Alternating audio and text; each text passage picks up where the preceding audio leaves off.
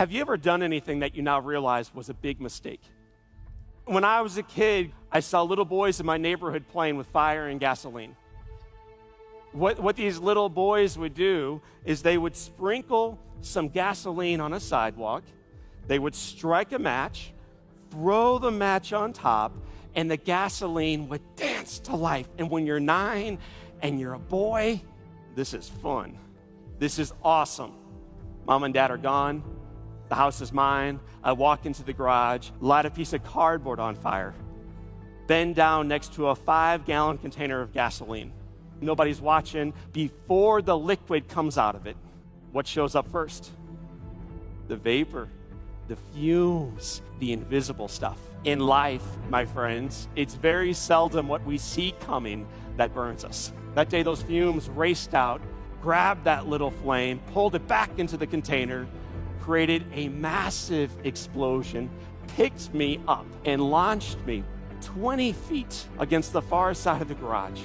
As a little boy, I got scared. I panicked.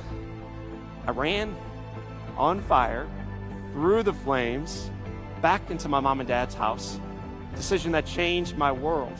One moment, I'm a perfectly happy and healthy little fella, and then it changes.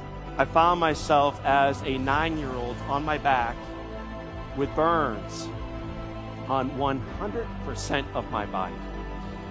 I am dying. I'm laying there.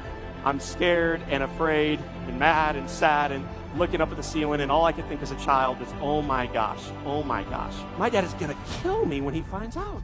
He walks over to me, points down, John, look at me when I'm talking to you. So I look up at my mean dad, and he says, I have never been so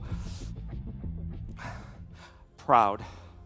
And then my dad said, I love you.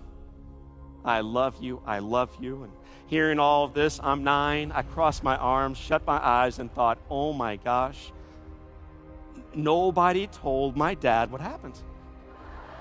I had months to reflect and to listen and to pause. I hear my door open up. Somebody walks in. I hear footsteps. And then this voice speaks light into the darkness.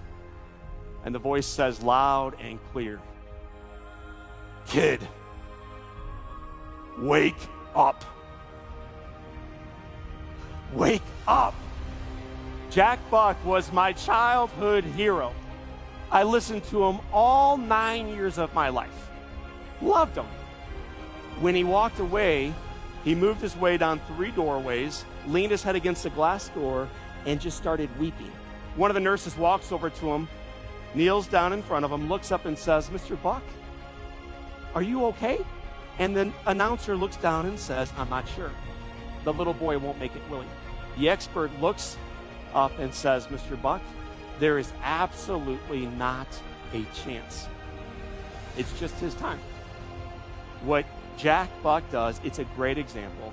He takes it home. He cries, he prays, he reflects, and he journals on one question. What more can I do? The following day, a little boy named John O'Leary is hanging out in darkness. I'm stretched out in this bed, tied down, can't move. I hear footsteps, a chair, a cough, and then a voice. Kid, wake up. I'm back. You are going to live. You are going to survive. Keep fighting. Gets up, walks out, leaves me tied down still. Is in 8-second increments the man changed my world. What I learned years later, and this is cool news for all of us in this room, it also changed his life. It always changes the life of the giver.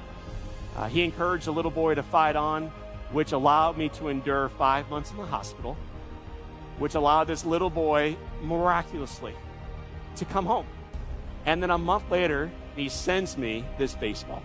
Ozzie Smith was a shortstop for the Cardinals. He became a Hall of Famer. He was one of my boyhood idols. Below that ball was a note from Jack. And the note read, kid, if you want a second baseball, all you have to do is send a thank you letter to the guy who signed the first one. Just one problem, Jack. What's the problem? Dude, you can't write. So why would he make me do something, my friends, that he knew ahead of time that I can't do? To show you could, to make you. My mom and dad were trying to show me that I could, and they were trying to inspire me and make me. What my mother used to do, she would try to hand it to me, and she would say, baby, when you learn how to write again, you get to go back to school. Does a little boy want to go back to grade school? Probably not. Does a little boy want a second baseball? Yes or no? Good leadership is about rising up and coming onto the stage and saying, people, rise up. But great leadership and great mentoring, great love is always, not sometimes, always about coming down. It's about meeting people where they are, in their struggles, in their challenges, in their adversity. Jack came all the way down to the level of a 9-year-old. I wrote the note, mailed it off, and 2 days later, I got a second baseball. With a second note that read, kid,